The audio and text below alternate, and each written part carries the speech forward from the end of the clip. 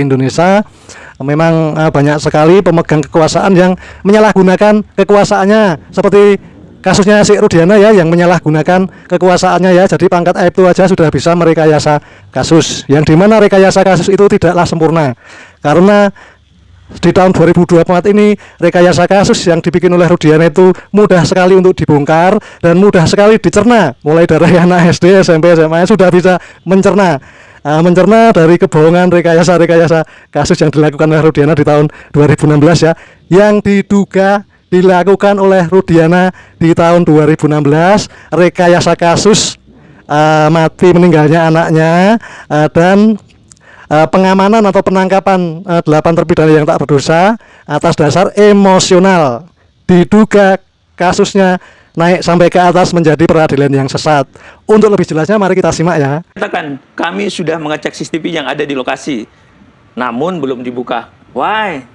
Ini lagi-lagi kan gantung, ini yang tadi kita bilang, ini adalah scientific, ya kan, terhadap pembuktian yang nyata, bahwa apakah orang ini kendaraan bermotor, orang-orang yang saya tangkap ini, kendaraan motor yang saya ambil sekarang hari ini di Polres ini benar dipergunakan nggak untuk kejahatan ini? Tapi kan sampai sekarang nggak gitu loh. Jadi hal-hal yang berkaitan tentang ini, dari tadi handphone yang berubah waktu, gitu kan? Karena Dede dan Aep dari pertama BAP itu udah berubah-berubah tanggalnya.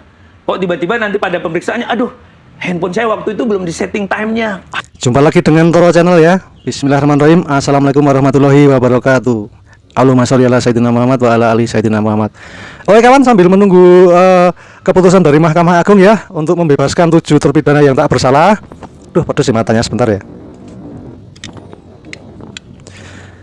Jadi kita belajar ya, kita simak penjelasan dari Pak Asmi ya, yaitu tokoh dekan ya, dekan apa ya, di Universitas Trisakti Fakultas Hukum ya, kalau nggak salah, kalau salah mohon dikoreksi ya buat Pak Asmi Syahputra ya, dekan Fakultas Hukum Universitas Trisakti ya. Kita sama-sama belajar dan kita menyimak pendapat-pendapat dari Pak Asmi dari kasus dan dari BAP kasus Vina Cirebon di tahun 2016. BAP-nya kayak apa, kronologisnya kayak apa, penangkapannya kayak apa, dan lain-lain dikupas tuntas oleh Pak Asmi. Oke, lanjut ya.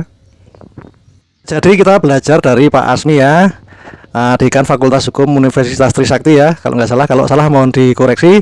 Yang jelas beliau adalah pakar hukum ya, jadi segala hal yang berkaitan dengan sistem peradilan pidana, mulai dari kepolisian, kejaksaan hingga putusan pengadilan harus dibongkar, melihat apakah ada pelanggaran hukum acara atau tidak dalam kasus Vina Cirebon ya.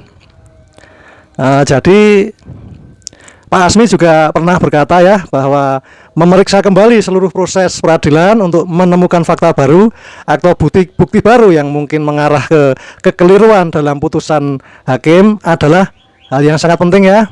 Jadi Pak Asmi juga menekankan jika ada intimidasi atau seseorang tidak mendapatkan haknya untuk memperoleh kuasa hukum atau bantuan hukum, maka proses penyidikan dikatakan tidak sah. Pernyataan dari Pak Asmi ya. Jadi penyidikan yang didasarkan pada intimidasi tanpa bantuan hukum, tanpa pendampingan hukum, maka penyidikan itu jelas-jelas tidak sah. Jika kemudian hasil penyidikan ini digunakan dakwaan dan diambil oleh hakim dalam pertimbangan putusan, maka itu atau ini bisa disebut sebagai peradilan sesat. Itu pendapat dari Pak Asmi yang dimana beliau adalah pakar hukum ya. Oke, kita lanjut. Nampak banget ingin disesuaikan dengan kejadian terlihatnya jenazah di Talun. Jadi waktu awal tuh tidak ngepikir ke sana, terus di BAP November berubah, gitu loh. Jadi hal-hal yang saintifik. Jadi yang tadi CCTV, SMS atau BBM pada waktu itulah katakan, itu juga tidak terungkapkan, yang katanya ada BBM yang akan melakukan pengeroyokan segala macam, yang dari Dani atau Andi itu, bahkan Dani dan Andinya fiktif. Hari ini lah, kok bisa Pak Rudiana dari awal sudah deklar tentang orang ini dengan melakukan ini.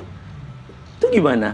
Berarti tidak bersesuai dong keterangan saksi dengan alat bukti yang lain. Kurang sempurna kebohongan yang di ya by design banget, by design ya, kebohongan yang dibuat akhirnya ini terungkap kalau kita lihat dari berkas. Jadi sandingin aja, termasuk tanggal-tanggal lah. Nanti kapan pada waktunya kita bisa lagi disisir kok. Tanggal keterangannya Pak Rudiana pada kasus Saka seperti apa. Pada waktu keterangan di kasus Sudirman, keterangannya bagaimana lagi. Sepeda motor yang ditangkap berapa, yang diperlihatkan berapa dalam sidang, juga beda-beda. Iya. Gitu Pak loh. Asmi, ada nama-nama yang selama ini juga tidak disebutkan ya dalam sidang-sidang PK, baik sidang-sidang PK 6 terpidana ataupun Sudirman, misalnya ada nama Dani atau Andi. orang-orang yang lainnya. Iya. Itu apakah memang mereka fiktif, tidak ada wujudnya, hasil skenario tadi, atau memang tidak bisa dihadirkan? Kan nampak. Ini keterangan hanya 2 jam. Dari jam 16 sampai jam 18 tadi, tanggal 31 tadi. Kan tidak pernah ada keterkaitan antara Dani, siapa lagi, Andi, Perong, segala macam, entah siapapun itu. Tapi kok bisa bikin ceritanya Andi melakukan kualifikasi ini, Dani melakukan ini, ya kan? Perong melakukan ini. Dan untuk memastikan ya bahwa Pak Asmi ini adalah seorang pakar hukum yang profesional, jadi kita sedikit saya bongkar ya untuk Pak Asmi, karena Pak Asmi sudah menjadi sajian publik. Jadi boleh-boleh aja kita untuk membongkar biodata Pak Asmi ya. Jadi berdasarkan catatan biodata, dosen dalam Pangkalan Data Pendidikan Tinggi ya, atau PDDDIKTI kalau nggak salah, kalau salah mohon dikoreksi, maklum saya pelupa.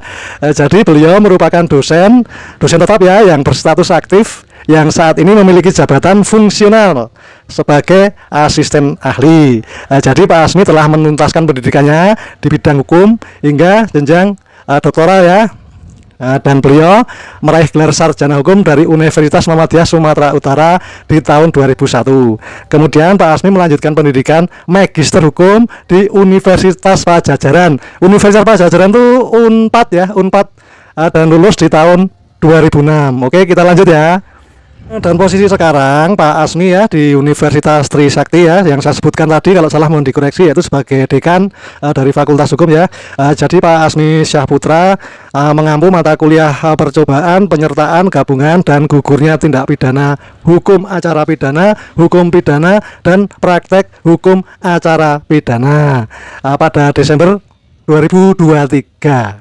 Ya, dan beliau pernah menjadi bintang tamu pada kanal YouTube-nya Abraham Samad ya.